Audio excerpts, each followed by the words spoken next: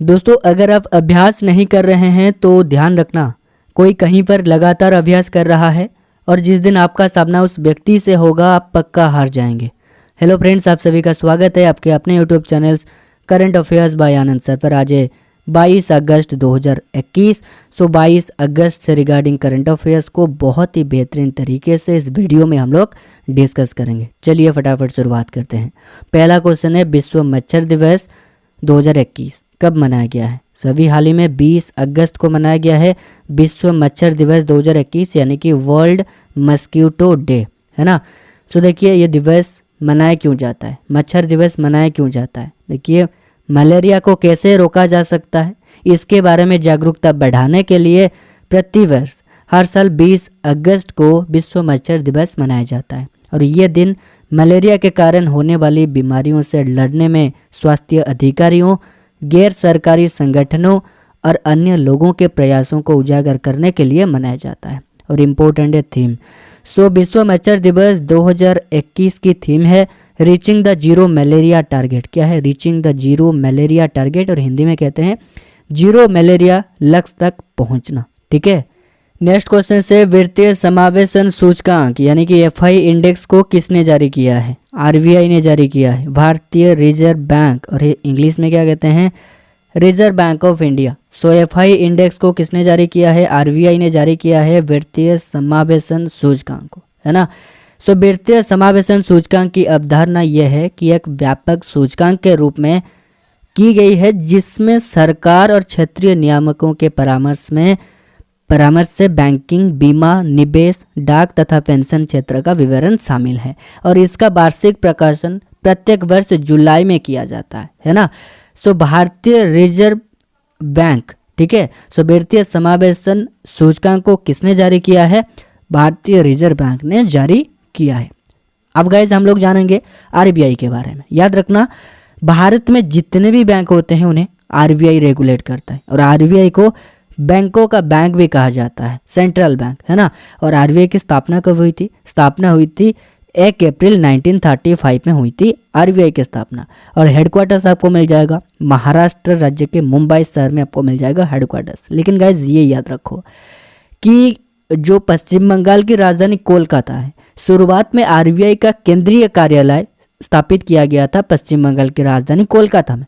लेकिन क्या हुआ कि 1937 में, कब? 1937 में स्थापना हुआ, 1935 में शुरुआत में इसका हेडक्वार्टर्स था कोलकाता में। लेकिन 1937 में क्या हुआ कि आरबीआई का केंद्रीय कार्यालय को स्थायी रूप से मुंबई में स्थानांतरित कर दिया गया, और तब से मुंबई आरबीआई का हेडक्वार्टर्स है। अच्छा, ये बताओ गवर्नर कौन है?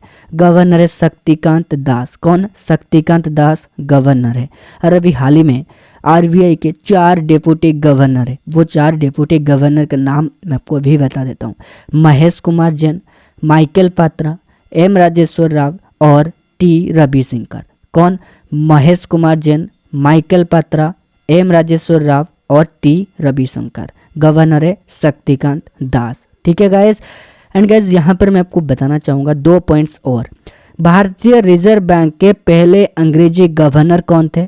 सर ओसबर्न।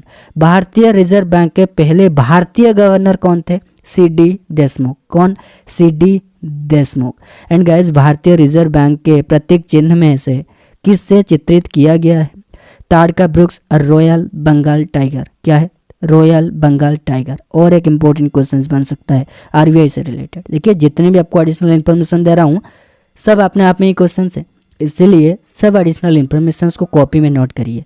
सो भारतीय रिजर्व बैंक आरबीआई के गवर्नर की नियुक्ति कौन करता है? जैसे कि अभी हाल ही में गवर्नर है शक्तिकांत दास, तो गवर्नर की नियुक्ति कौन करता है? प्रधानमंत्री करता है। वित्त मंत्री के सलाह पर प्रधानमंत्री भारतीय रिजर्व बैंक के गवर्नर की नियुक्ति करता है। ठीक है। एक बार फिर से गाइस क्वेश्चन को देख लेते हैं। वित्तीय समावेशन सूचकांक को किसने जारी किया है? भारतीय रिजर्व बैंक ने जारी किया है। नेक्स्ट क्वेश्चन से, किस राज्य की 2 मिठाई सरभजा और सरपुरिया, क्या है? सरभजा और सरपुरिया को भौगोलिक संकेत यानी कि जीआई टैग प्रदान किया गया है? सही आंसर है पश्चिम बंगाल। क्या है? पश्चिम बंगाल हो जाएगा राइट आंसर। देखिए, पश्चिम बंगाल की सरभजा और सरपुरिया मिठाई को जल्द ही जीआई टैग प्रदान किया जाएगा। और ये मिठाइयाँ कृष्णनगर और नादिया जिले में ज़्यादा बनाई जाती है, साथ ही ज़्यादा खाई भी जाती है। और इससे पहले बंगाल के रसगुल्ले को जीआई टैग मिल चुका है। सो बंगाल के रसगुल्ले को जीआई टैग मिल चुका है। एंड अभी हाल ही में पश्चिम बंगाल की 2 मिठाई सरवेजा और सरपुरिया को जल्द ही प्रदान किया जाएगा जीआई टैग, है ना। सबसे पहले तो मैं आपको यहाँ पर बता देता हूँ जीआई टैग क्या होता है, एंड नेक्स्ट हम लोग पश्चिम बंगाल राज्य के बारे में जानेंगे। तो जीआई टैग, जीआई का पूरा नाम है ज्योग्राफिकल इंडिकेशन, हिंदी में कहते हैं भौगोलिक संकेत। तो जीआई टैग किसी भी उत्पाद के लिए एक प्रतीक चिन्ह के समान होता है और ये उत्पाद की विशिष्ट भौगोलिक उत्पत्ति, विशेष गुणवत्ता और पहचान के आधार पर दिया जाता है जीआई टैग। ठीक है, जीआई टैग के बारे में आपको समझ में आ गया होगा। अभी हम लोग जानेंगे पश्चिम बंगाल राज्य के बारे में। देखो, पश्चिम बंगाल की राजधानी कोलकाता है। अच्छा, ये जो कोलकाता है ये हुगली नदी के किनारे स्थित है, कोलकाता। ठीक है, मुख्यमंत्री है ममता बनर्जी, गवर्नर कौन है, जगदीप धनखड़, और मुख्य न्यायाधीश कौन है, टीबीएन राधाकृष्णन। कौन, टीबीएन राधाकृष्णन। लोकसभा सीट 42 है, राज्यसभा सीट 16 है और विधानसभा सीट 294 है। एंड ये याद रखो, जो कि कोलकाता है, पश्चिम बंगाल की राजधानी कोलकाता, कोलकाता में है नेताजी सुभाष चंद्र बोस अंतर्राष्ट्रीय हवाई अड्डा। नेताजी सुभाष चंद्र बोस अंतर्राष्ट्रीय हवाई अड्डा पश्चिम बंगाल की राजधानी कोलकाता में है। ठीक है, एक बार फिर से क्वेश्चन को देखते हैं। किस राज्य की 2 मिठाई सरवजा और सरपुरिया को भौगोलिक संकेत जीआई टैग प्रदान किया गया है? सही आंसर है पश्चिम बंगाल। नेक्स्ट क्वेश्चन से, भारत और किस देश के बीच द्विपक्षीय समुद्री अभ्यास जायर अल बहर का दूसरा संस्करण आयोजित हुआ है? सही आंसर है कतर। ठीक है, कतर। तो भारत कतर द्विपक्षीय समुद्री अभ्यास जायर अल बहर का दूसरा संस्करण 9 से 14 अगस्त के बीच आयोजित हुआ है। और इस अभ्यास में दोनों देशों की सेनाओं ने सामरिक समुद्री अभ्यास, एंटी पायरेसी अभ्यास, वायुरक्षा, समुद्री निगरानी, बोर्डिंग एप्स और SAR अभ्यास किया गया है। और संस्करण दूसरा संस्करण है। ठीक है, तो अगर हम बात करें कतर की राजधानी दोहा है। कतर एशिया महाद्वीप में स्थित है। कतर की करेंसी है कतरी रियाल। नेक्स्ट क्वेश्चन से, द हाउस दैट जीव बिल्ट पुस्तक के लेखक कौन है? सुरभि दहिया। कौन? सुरभि दहिया इस पुस्तक के लेखक है। पुस्तक का नाम है द हाउस दैट जीव बिल्ट। फिर बताओ कि किसने संयुक्त राष्ट्र शांति सैनिकों की सुरक्षा में मदद करने के लिए यूनाइट एवर तकनीक को शुरू करने की घोषणा की है? सही आंसर है एस जयशंकर विदेश मंत्री है और इन्होंने संयुक्त राष्ट्र शांति सैनिकों की सुरक्षा में मदद करने के लिए यूनाइट एवर तकनीक को शुरू करने की घोषणा की है। ठीक है गाइज, और उन्होंने ये घोषणा न्यूयॉर्क में संयुक्त राष्ट्र के मुख्यालय में की, जब वे प्रौद्योगिकी और शांति स्थापना पर संयुक्त राष्ट्र सुरक्षा परिषद की खुली बहस की अध्यक्षता कर रहे थे। और उन्होंने कहा कि संयुक्त राष्ट्र शांति मिशन आतंकवादियों, सशस्त्र समूह और गैर राज्य इकाइयों से जुड़ी चुनौतीपूर्ण परिस्थितियों में काम करना जारी रखना। ठीक है, सो गाइज आंसर हो जाएगा क्या? एस जयशंकर हो जाएगा राइट आंसर। नेक्स्ट क्वेश्चन से, भारतीय नौसेना और किस देश की नौसेना ने हिंद प्रशांत क्षेत्र में शांति, सुरक्षा और स्थिरता को प्रोत्साहित करने के लिए समझौता किया है? सही आंसर है ऑस्ट्रेलिया हो जाएगा राइट आंसर। सो भारतीय नौसेना और ऑस्ट्रेलिया देश की नौसेना ने हिंद प्रशांत क्षेत्र में शांति, सुरक्षा और स्थिरता को प्रोत्साहित करने के लिए समझौता किया है। तो भारतीय नौसेना के बारे में जानेंगे। इंडियन नेवी, सो हेडक्वार्टर्स आपको मिल जाएगा न्यू दिल्ली में, आपको मिल जाएगा हेडक्वार्टर्स। और हर साल नौसेना दिवस 4 दिसंबर को मनाया जाता है। कब? 4 दिसंबर को हर साल नौसेना दिवस मनाया जाता है। एंड नौसेना अध्यक्ष कौन है? एडमिरल करमबीर सिंह। अच्छा, ये बताओ कि मालाबार नौसेना अभ्यास किन 2 देशों के बीच आयोजित होता है? भारत, अमेरिका, जापान और ऑस्ट्रेलिया देश के बीच आयोजित होता है। ठीक है, नेक्स्ट क्वेश्चन देखते हैं। कोंकण एक्सरसाइज 2021 भारत और किस देश की नौसेना के बीच आयोजित हुई है? सही आंसर है ब्रिटेन। भारत और ब्रिटेन देश के बीच आयोजित हुई है कोंकण एक्सरसाइज 2021। तो इस अभ्यास में भारतीय जहाज INS तवर ने भाग लिया है और ब्रिटेन की तरफ से आयोजन स्थल है इंग्लैंड, है ना। नेक्स्ट क्वेश्चन से गाइस देखिए, 5वां महोत्सव क्या है? वांचुआ महोत्सव किस राज्य में मनाया गया है? आसाम राज्य में मनाया गया है वांचुआ महोत्सव। देखिए, वांचुआ महोत्सव आसाम के तिवा जनजातीय समुदाय द्वारा मनाया जाता है और इस महोत्सव में तिवा आदिवासी अपनी अच्छी फसल की कामना के साथ पारंपरिक नृत्य, गीत आदि के साथ पारंपरिक अनुष्ठानों का आयोजन करते हैं, है ना। चलिए लास्ट क्वेश्चन देखते हैं। प्रत्येक वर्ष 20 अगस्त को सद्भावना दिवस किस भूतपूर्व प्रधानमंत्री की जयंती के उपलक्ष्य में मनाया जाता है? सही आंसर है राजीव गांधी। क्या हो जाएगा आंसर? राजीव गांधी हो जाएगा राइट आंसर। देखिए, जो राजीव गांधी है ना, तो सद्भावना दिवस भारत में प्रत्येक वर्ष भूतपूर्व प्रधानमंत्री राजीव गांधी की स्मृति में मनाया जाता है और इस दिवस के अवसर पर देश के अलग अलग राज्यों में सांस्कृतिक कार्यक्रम और प्रतियोगिताएं आयोजित की जाती है। और राजीव गांधी का जन्म 20 अगस्त 1944 को मुंबई में हुआ था, ठीक है। और राजीव गांधी 40 वर्ष की उम्र में प्रधानमंत्री बनने वाले भारत के सबसे कम उम्र के प्रधानमंत्री थे और ये देश के 9वें प्रधानमंत्री थे, ठीक है। सो प्रत्येक वर्ष 20 अगस्त को सद्भावना दिवस किस भूतपूर्व प्रधानमंत्री की जयंती के उपलक्ष्य में मनाया जाता है? सही आंसर है राजीव गांधी के उपलक्ष्य में मनाया जाता है, जो कि भूतपूर्व प्रधानमंत्री थे, ठीक है गाइज। सो गाइज, ये तो था आज का करंट अफेयर्स, यानी कि 22 अगस्त का करंट अफेयर्स। अब गाइज चलते हैं, क्या करते हैं कि जो भी हम लोग क्वेश्चन यहाँ पर डिस्कस किया, चलिए फटाफट वन लाइनर फॉर्म में रिवाइज कर लेते हैं। पहले तो हम लोग ये डिस्कस किया कि विश्व मच्छर दिवस अभी हाल ही में 20 अगस्त को मनाया गया है। एंड वित्तीय समावेशन सूचकांक यानी कि FI इंडेक्स को किसने जारी किया है? भारतीय रिजर्व बैंक ने जारी किया है। किस राज्य की 2 मिठाई सरभजा और सरपुरिया को भौगोलिक संकेत यानी कि GI टैग प्रदान किया गया है? तो सही आंसर है पश्चिम बंगाल। नेक्स्ट क्वेश्चन था कि भारत और किस देश के बीच द्विपक्षीय समुद्री अभ्यास जायर अल बहर का दूसरा संस्करण आयोजित हुआ है? कतर हो जाएगा right answer. And the house that जी बिल्ड पुस्तक के लेखक है सुरभि दहिया।